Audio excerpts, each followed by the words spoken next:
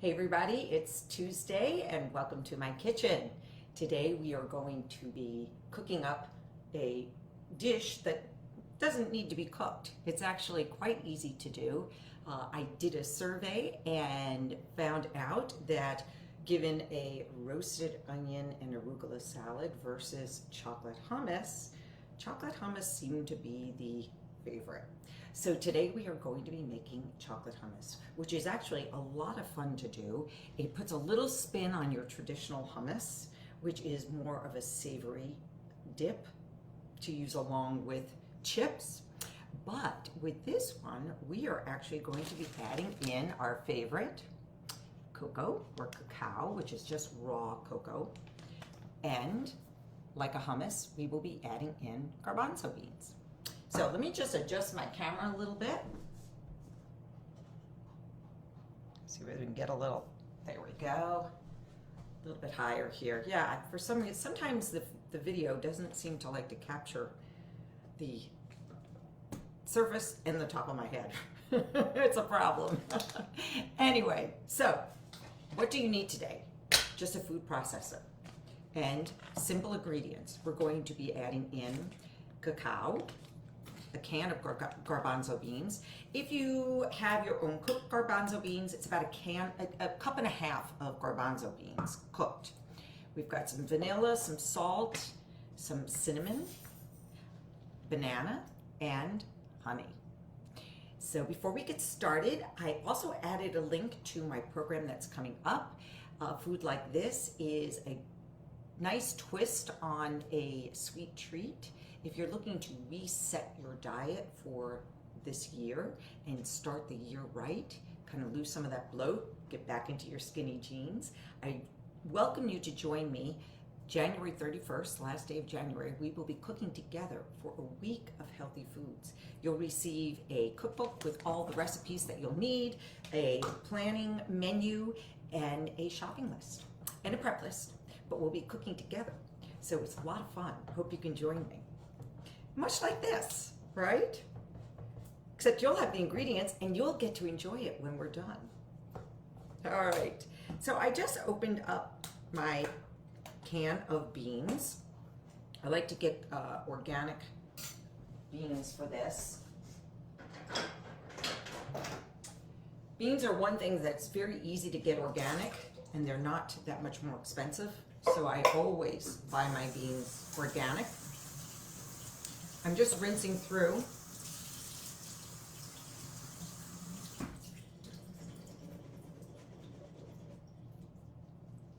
And I'm going to add them to my food processor.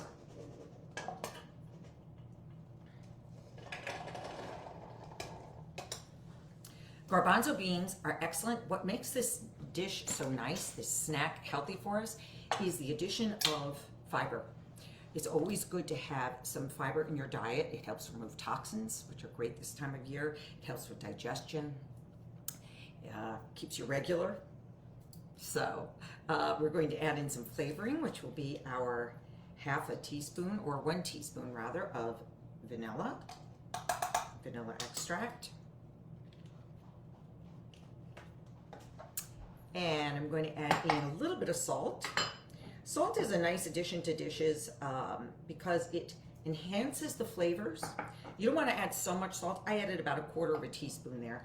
You don't want to add so much salt that it tastes salty, but with just the right amount of salt, it'll just enhance the flavors of the dish.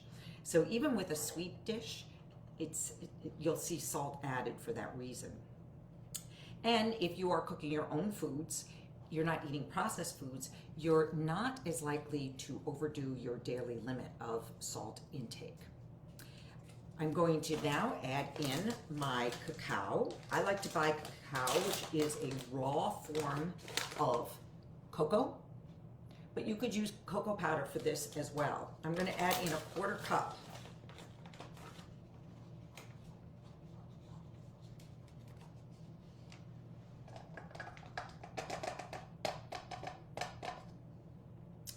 It has a similar flavor to cocoa powder, but the difference is it's not as processed, so you get more of the antioxidants that are in there, and it contains fiber as well, which was good, remember, as I was talking to you about with the garbanzo beans. So we're getting a lot of fiber in this dish. I'm going to add in 1 tablespoon of honey. I like to limit the amount of added sugars that I put into my recipes.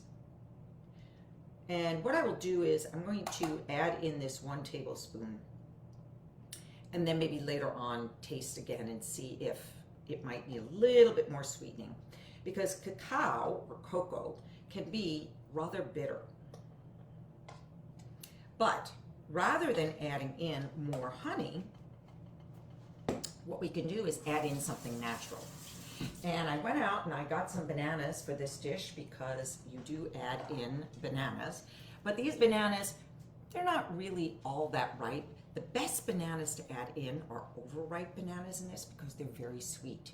And what I like to do is I will take my bananas that get too ripe and I will peel them, put them in a bag like this, and stick them into the freezer. So I was letting this sit and thaw. And now this is really sweet. So if you have a banana that's not so sweet, you might need to add more sweeteners. But because I have this ripe banana, I'm hoping that we will be fine just as we are. And I'm going to add in 1 teaspoonful of cinnamon. I like chocolate and cinnamon. If you don't like that combination, you can leave this part out.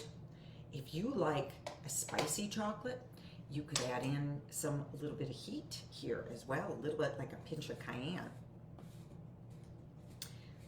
Add a little twist to it. And then what I'm going to do is I'm going to add in 1/3 cup of water. I have a 1/4 cup here. I'm going to start with that just to see, because there were some juices with that banana because it was frozen.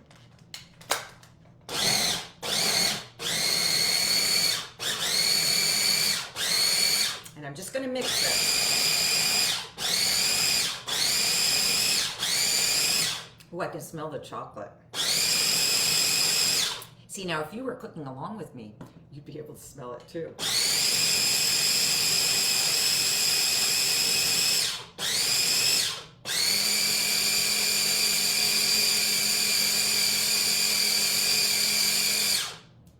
All right. I'm going to give this another blend, because if you're using your own cooked garbanzo beans, you can cook them down so that they're very soft. Sometimes when they're in the can, they need a little bit more blending. Sometimes what I'll do is, if I have time, I will actually cook the canned garbanzo beans in fresh water just a little bit longer to soften them up.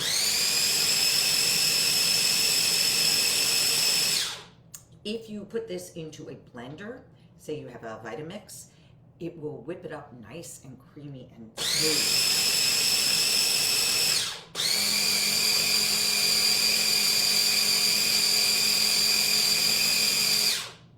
See how we're doing. Ooh, all right. I'm going to add a little bit more water. See whether we can get it a smoother consistency for you all.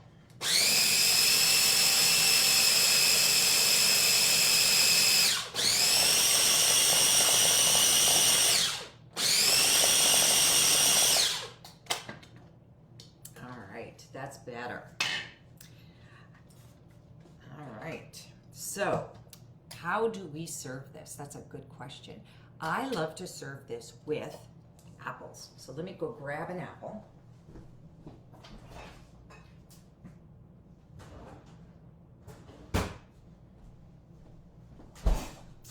And I'm going to just give this a quick cut. Now, if you have an apple core, that would be a good time to use it right now. But it's just as easy sometimes to give a quick cut this way.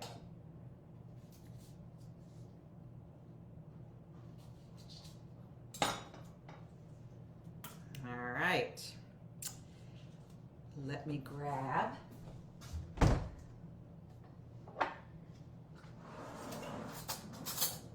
serving bowl. Move some things out of the way here. Now, I want to show you the consistency of it. Nice and thick. Now it's still a little bit chunky. If I had time, I would continue blending it. Or you could use an immersion blender as well.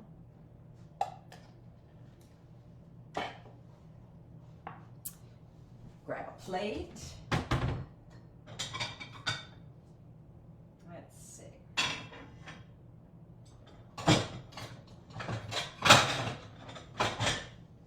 Dug down to the bottom of my plates. They're all different colors. So here we have our tray. Now, another thing you could add into this, if you like mint, is to put in a drop of essential oil mint, or you could put in some mint leaves just as a garnish, which is kind of fun as well. But here's the true test. Here you go. Should I try it? Well, that's good. So for this one, the sweetness is just perfect. I would not add anything more. I'm gonna cinch another bite. It's that good.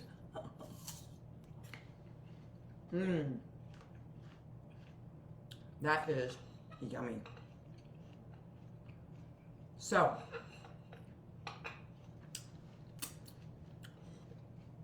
I'm going to tip this down so you can get a look at it. There you have the finished dish. It took us 10 minutes to do. I hope you enjoy it. I hope you get a chance to try this. Let me know if you try some of those additions, whether it's mint or whether it's cayenne, or maybe it's something different. Maybe you like different flavors. Let me know. I'd love to hear.